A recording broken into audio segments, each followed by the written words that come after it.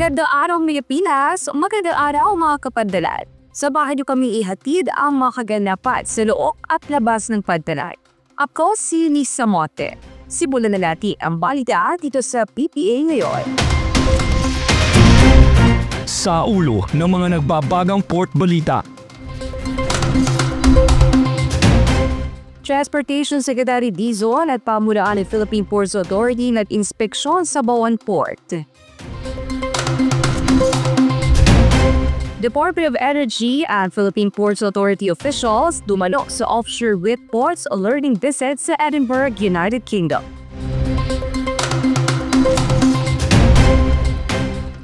At tapok sa pagtalat, work-life balance ng mga empleyado ng PMO-SCR North idinaat sa iba't ibang klaseng larong Pinoy. Lahat na niyan at iba pa. Dito lang sa PIM ni Ingrior.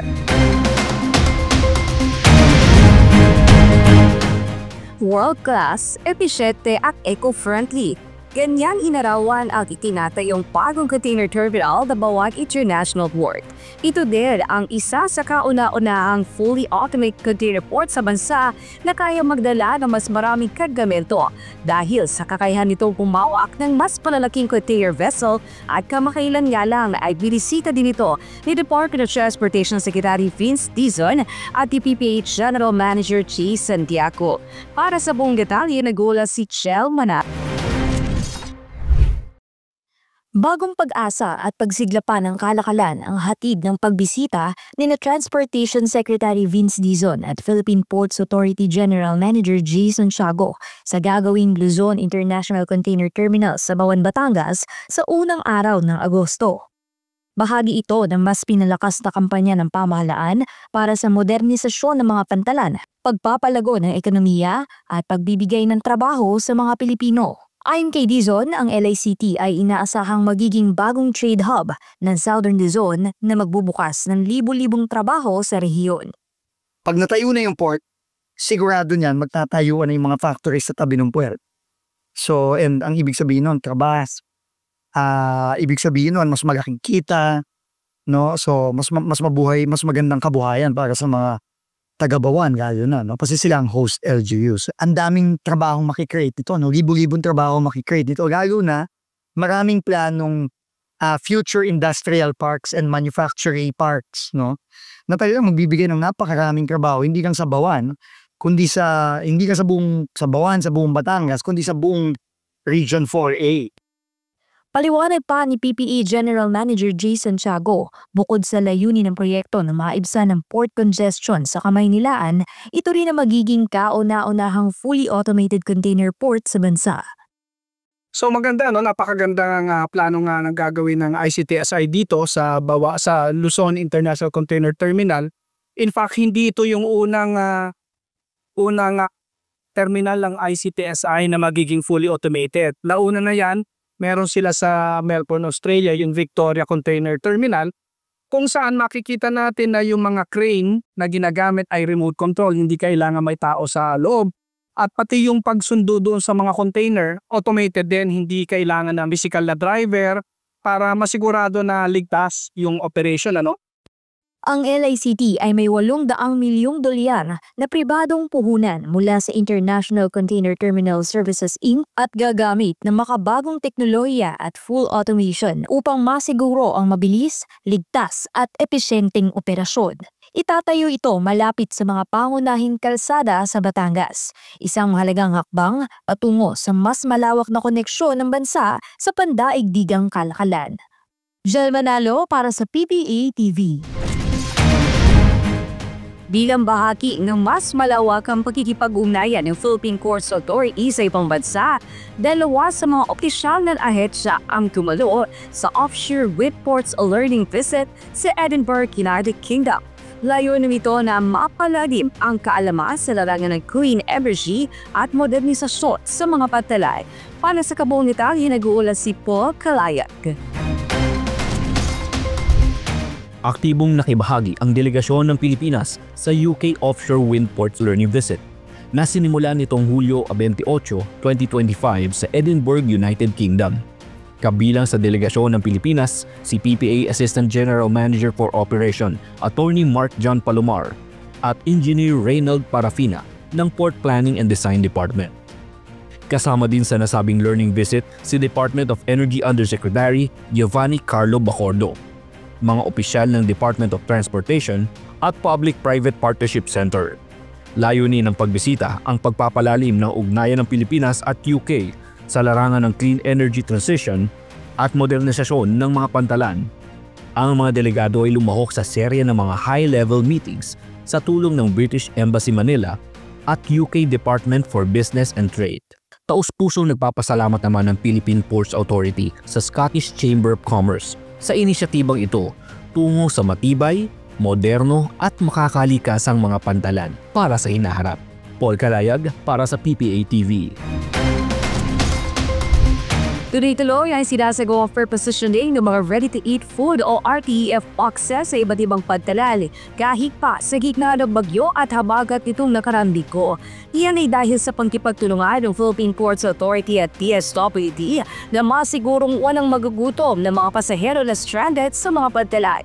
Samantala, tuloy pa rin ang pamamahagi ng PPA Lugaw o Hot Meals sa mga kababayan natin na stranded dahil sa bagyo. Sa buong detalye narito si Lucy Valdez. Sa pagpapatuloy ng partnership ng Department of Social Welfare and Development at Philippine Ports Authority, matagumpay na naihatid sa mga port management offices ang mga ready-to-eat food boxes o RTEF.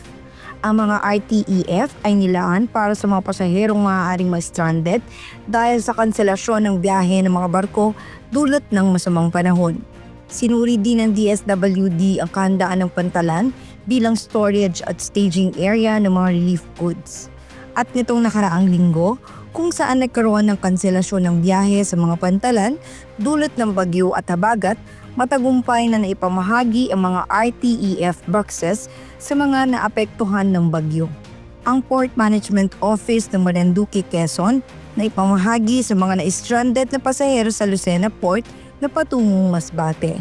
Bukod sa nakaabang ng mga RTEF boxes, patuloy pa rin ang pamimigay ng port management offices ng mga hot meals gaya ng PPA Lugaw sa pasahero na naapektuhan ng bagyo. Lucy Valdez para sa PPA TV.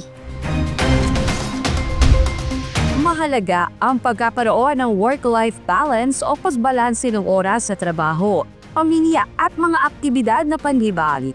At sa mga panahon na makabagong teknolohiya, ang Port Management Office LCR North muli binuhay ang laro ng lahi na nilahukan ng kanilang mga empleyado. Kung ano-ano ang mga laro yan, alamin sa tampok sa pantalan.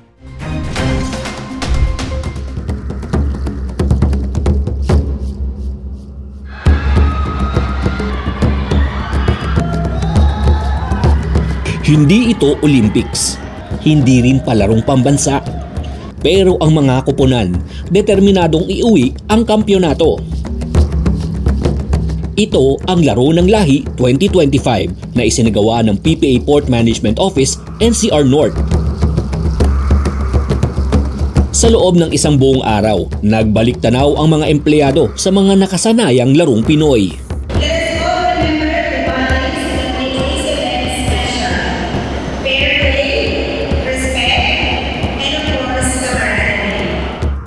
Hinati ang mga empleyado ng PMO NCR North sa 4 na koponan. Ang Blue, Red, Yellow at Green Team. Bago magsimula ang laro, bawat team may baon na cheering chant.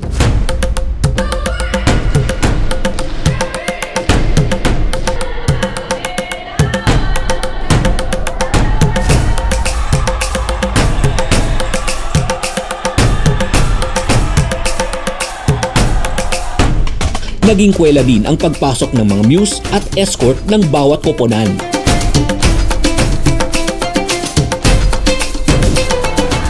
Umpisa pa lang ng laro, naging mainit na ang labanan sa klasikong laro na patintero.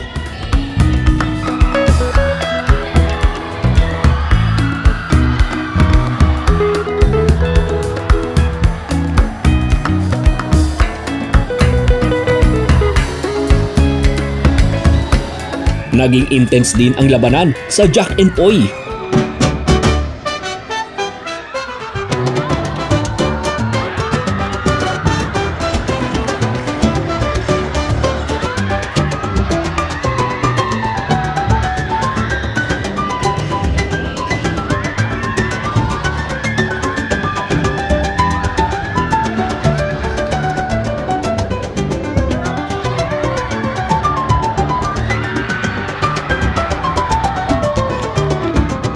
Pati na sa agawang bola.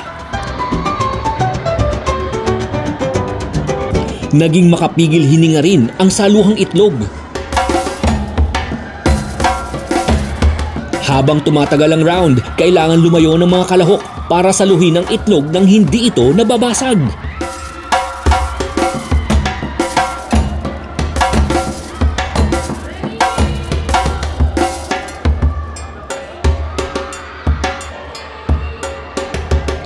Bumalik din sa pagkabata ang halos lahat ng mga PPA personnel sa larong longest hula hoop.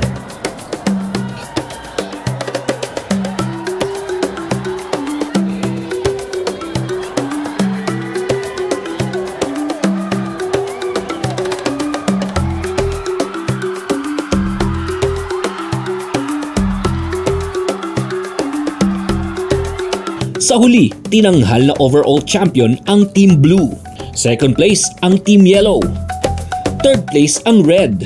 At ika-apat ang Green Team. Nakita naman natin kanina na they really enjoyed yung laro na ginawa natin. And para din magkaroon tayo ng work-life balance.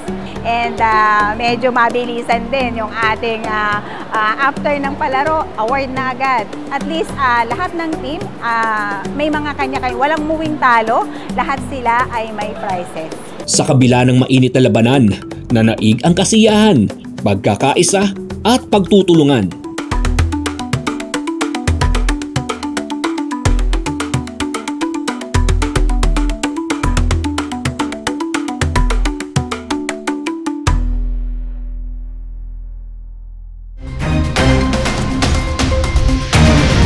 Nagbigay ng tulong ang Board Management Office Misamis Oriental, Cagayan de Oro sa isang pamilyang restaurante at sa Pandalan matapos hindi makasakay ng barko patungo sa Iloilo.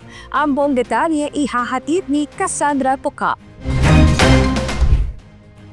Namataan ng rumorodang Port Police ang isang pamilya na ito sa isang sulok ng amenity building sa Port of Cagayan de Oro. Nang tanungin ng Port Police, sinabi na hindi daw sila nakasakay ng barko patungong Iloilo dahil sa kakulangan ng pamasahe. Hindi din aniya kumpletong dokumento ng isang miyembro ng pamilya na isang menor de edad, kaya napilitan sila na manatili sa labas ng gate. Agad namang naghatid ng tulong ang PMO Misamis Oriental Cagayan de Oro at binigyan sila ng mas komportable at ligtas na pwesto sa loob ng Pantalan. Inasikaso rin ng pamunuan ng Pantalan ang kanilang matutulugan at pagkain, gayon din ang tulong pinansyal. Nitong Hulyo 31 ng hapon, nakasakay na ng barko ang pamilya pauwi ng Iloilo. Cassandra Tocao para sa PPA TV. At yan ang mga balitang nakalap sa loob at labas ng pagtala sa Nagdaang Linggo. Panatili po tayong ligtas at mag-ingat po tayo sa ating mga biyahe. Panatili rin nakatutok sa social media pages ng Philippine Ports Authority para oras-oras updated kayo sa kalagayan ng iyong biyahe sa pagtala. Baka kaasa po kayong nag-standby at laging alerto ang mga kawani ng PPA. Dahil naniniwala ang PPA na ang pagpangoy, pag-unlad, abot tanaw na. Ako muli si Eunice Samote at ito ang PPA Ngayon.